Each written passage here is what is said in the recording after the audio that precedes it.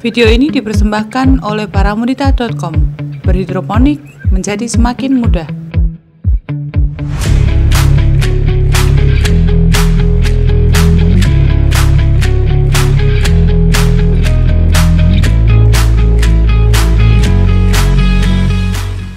Halo. Beberapa waktu yang lalu saya sempat ada posting. Jadi waktu bongkar-bongkar rumah, saya ketemu catatan-catatan pada saat saya masih jual sayur secara rutin.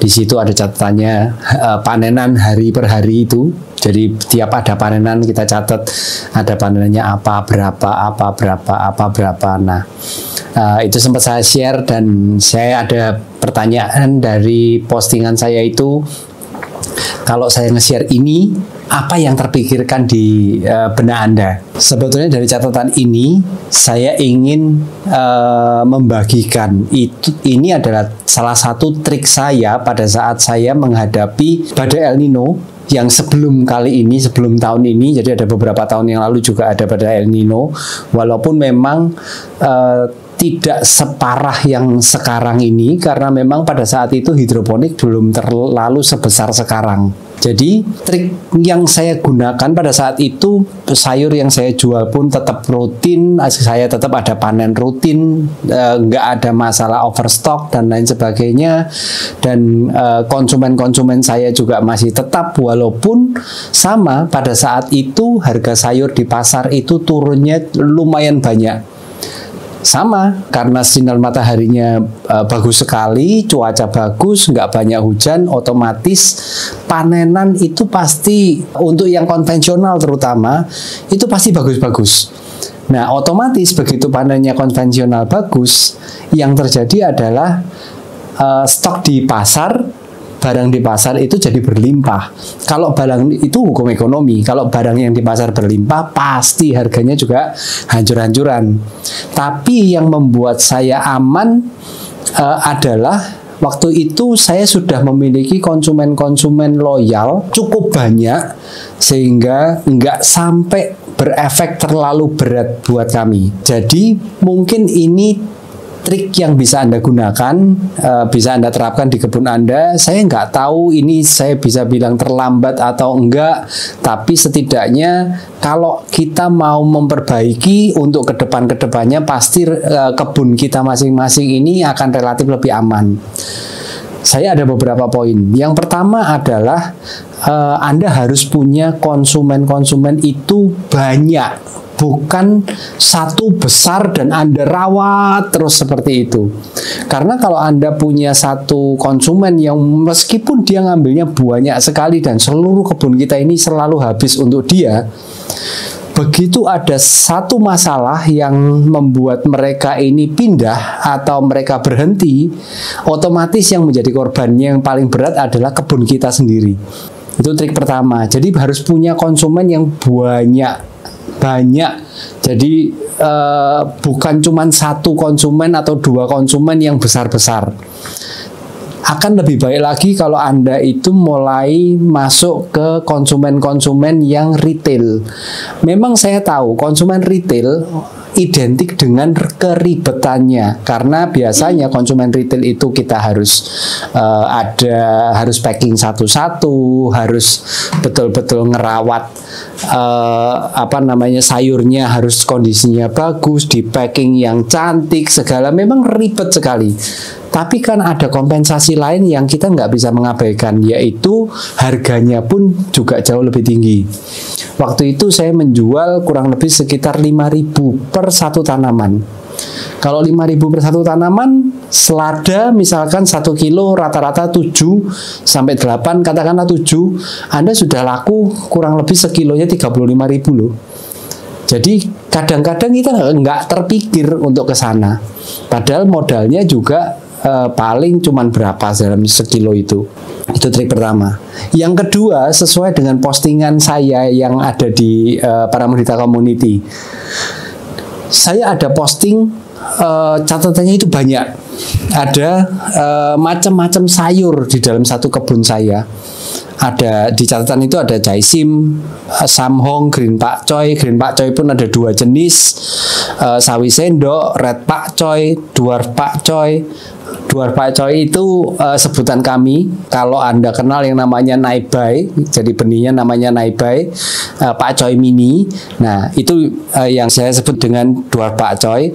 Ada pagoda, sioma, selada merah, selada hijau, Christine, Romaine, Crispino. Crispino ini iceberg, ya. Crispino ini iceberg, Butterhead dan Mad Green. Kalau Anda lihat, saya punya banyak sekali jenis di dalam setiap panen. Kenapa kok saya buat seperti itu? Ini trik yang saya gunakan untuk membuat kebun saya itu selalu aman dan bisa mengeluarkan sayur cukup banyak. Setiap panen pasti habis. Kalau Anda lihat rata-rata di videonya, saya ada buka satu persatu. Di sana saya tampilkan bahwa setiap saya panen itu setidaknya ada sekitar 13-18 jenis sayuran setiap panen. Nah, kenapa ini menjadi sangat penting? Karena contoh misalnya ada hijau, atau kita menanam cuma 2-3 jenis sayuran saja di dalam untuk kebun kita semua, ya. Nah, dari situ misalkan ada satu konsumen mau beli, kira-kira menurut Anda satu konsumen itu akan mengambil berapa? Konsumen rumah tangga, ya, yang saya maksudkan, ya. Paling untuk rumah tangga itu masing-masing jenis sekitarnya paling 2-3. Berarti Anda hanya laku, katakanlah kalau Anda punya 3 jenis, berarti Anda paling laku cuma 9 tanaman. Berarti sekitar sekilo lebih. Tapi kalau Anda punya 13-18 jenis, mereka bisa ya sudah beli 2 masing-masing 2. Anda sudah bisa keluar untuk satu konsumen itu berapa kilo. Yang jadi masalah adalah kalau kita itu memaksa konsumen kita memakan sayur yang kita tanam saja, itu dan itu dan itu lagi, dan sayurnya itu cuma 3 jenis. Kira-kira menurut Anda, konsumen Anda mengalami kebosanan atau tidak? Akhirnya begitu mereka bosan, mereka berhenti ngambil. Itu triknya untuk menghadapi konsumen yang rumahan. Nah, kalau kita punya jenisnya banyak, mereka jadi punya alternatif pilihan-pilihan yang membuat mereka itu bisa ganti-ganti masakan di rumah. Seperti kita ketahui bahwa yang namanya Indonesia itu kebanyakan konsumennya itu latah. Jadi kalau sudah yang namanya selada atau lettuce, kalau lettuce itu ya kalau nggak dilalap atau dibuat salad ya nggak cocok. Atau mungkin yang sawi-sawian, kalau sawi-sawian ini kalau nggak ditumis itu nggak cocok. Ini tipikalnya orang Indonesia. Nah, kita harus belajar dari hal-hal seperti ini. Kita harus buka mata, buka pikiran, kita lihat cara berpikir mereka sebetulnya seperti apa. Kalau mereka cara berpikirnya seperti itu, berarti kita ini harus menyediakan banyak jenis supaya mereka bisa masak bermacam-macam. Di sini sebetulnya kenapa kok saya mengeluarkan nutrisi 1 tandon dengan salam 1 tandon itu tujuannya sebetulnya untuk ini. Karena di dalam satu kebun Anda itu bisa menanam 13-18 jenis, semua umur pun hanya dengan 1 tandon. Anda cuma ngerawat 1 tandon. Kenapa kok seperti itu? Karena yang harus Anda pikirkan untuk inovasi, untuk jenis baru, untuk membuka konsumen baru, waktu Anda itu banyak sekali harus tercurah di situ, bukan untuk urusan masalah membenahi kebun. Karena kalau kita benahin kebun, percaya atau tidak, mungkin Anda yang sudah pernah mengalami, coba Anda ingat-ingat pada saat Anda itu renov kebun, perbaiki kebun. Waktu Anda habis di situ, badan Anda capek, apalagi Anda yang belum punya karyawan, otomatis seluruh fisik dan stamina Anda itu sudah habis untuk ngurusin kebun. Akhirnya konsumen terbengkalai.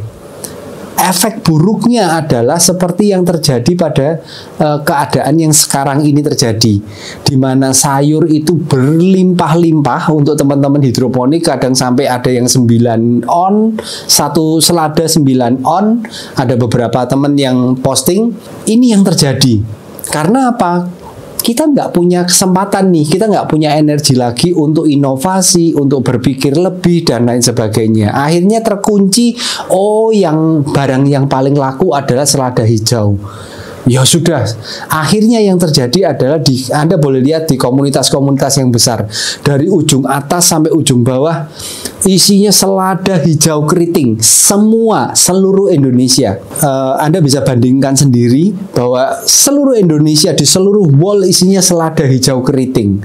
Pada saat kejadian seperti sekarang, konvensional seladanya bagus, satu Indonesia petani hidroponik kolaps, banyak sekali yang kolaps. Hanya 1-2 yang saya temui nggak sampai ada kejadian kolaps atau kehilangan pasar dan lain sebagainya. Tapi sebagian besar memang sayurnya nggak bisa keluar dari kebun.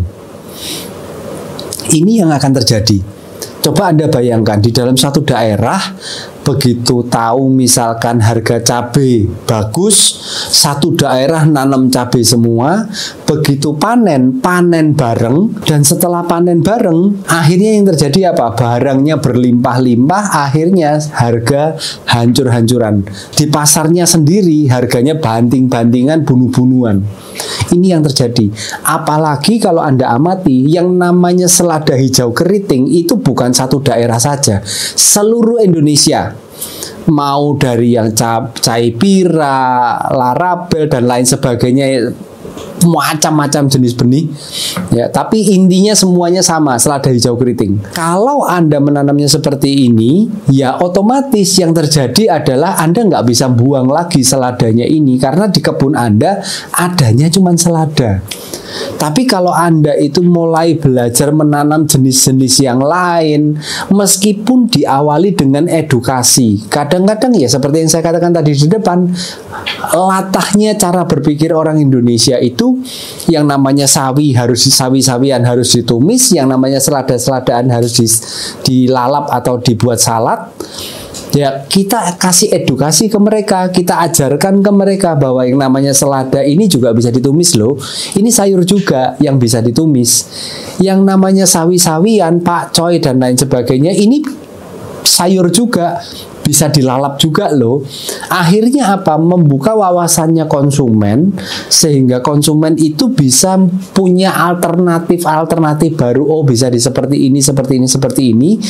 Didukung dengan kebun Anda sendiri, itu bisa punya banyak macam sayur yang mereka bisa ambil. Akhirnya nggak akan ada kesempatan sayuran Anda itu sampai mengendap di kebun sampai terlalu besar dan lain sebagainya. Trik-trik ini yang saya gunakan pada saat saya masih menjalankan punya kebun, saya masih jualan sayur, sehingga sayur di kebun saya itu nggak pernah habis. Saya punya sebagian tertentu yang memang saya khususkan untuk supplier-supplier, konsumen-konsumen yang memang rutin dan besar. Selada keriting hijau pun saya punya, dan memang sudah ada konsumen rutinnya waktu itu. Tapi itu hanya saya batasi sebagian kebun, saya nggak buka lagi. Sebagian kebun yang lain saya khususkan untuk konsumen-konsumen retail, sehingga kalaupun ada masalah dengan selada hijau keriting, saya masih bisa makan dari yang sayuran-sayuran yang lain. Kalau sayuran-sayuran lainnya ini ada sisa atau ada produksi yang berlebih atau istilahnya konsumennya nggak laku, saya masih bisa makan dari yang selada hijau keriting. Jadi kebun kita akan tetap terus akan berjalan, nggak akan sampai berhenti. Saya rasa ini yang dapat saya bagikan untuk sementara ini. Nanti kalau misalkan Anda ada pertanyaan-pertanyaan yang muncul, Anda bisa tulis di kolom komentar, atau mungkin Anda punya pertanyaan-pertanyaan lain yang mengganjal untuk masalah kebun Anda, baik itu berupa masalah penanaman, masalah instalasi, atau masalah strategi bisnisnya dari bisnis hidroponik. Anda bisa buat postingan aja di di para Mudita Community. Kalau masalah-masalah penanaman jangan lupa diberi data-data supaya kita-kita yang membantu ini bisa melihat dengan cepat, karena kadang-kadang karena kesibukan kita masing-masing, seperti saya contohnya, saya di sela-sela kesibukan saya cuman baca cepet aja, dan saya harus bisa baca cepet, paham, langsung kasih solusi, dan saya tinggal mengerjakan yang lain. Nah, jadi usahakan sertakan data selengkap mungkin, data, foto, dan lain sebagainya. Posting aja di para Mudita Community, saya akan berusaha menjawab. Nanti kalau jawabannya kira-kira menurut saya nggak bisa langsung saya jawab dengan ketikan, atau nanti akan malah ruwet, malah membingungkan, saya akan buatkan video secara khusus sehingga jawaban yang saya berikan ini benar-benar bisa pas dan mengena. Saya rasa itu, silakan Anda bagikan video ini ke teman-teman Anda kalau Anda merasa ada teman yang memang membutuhkan, sehingga video ini dapat menjadi manfaat untuk orang banyak. Saya Andrew Tang, salam satu tandon.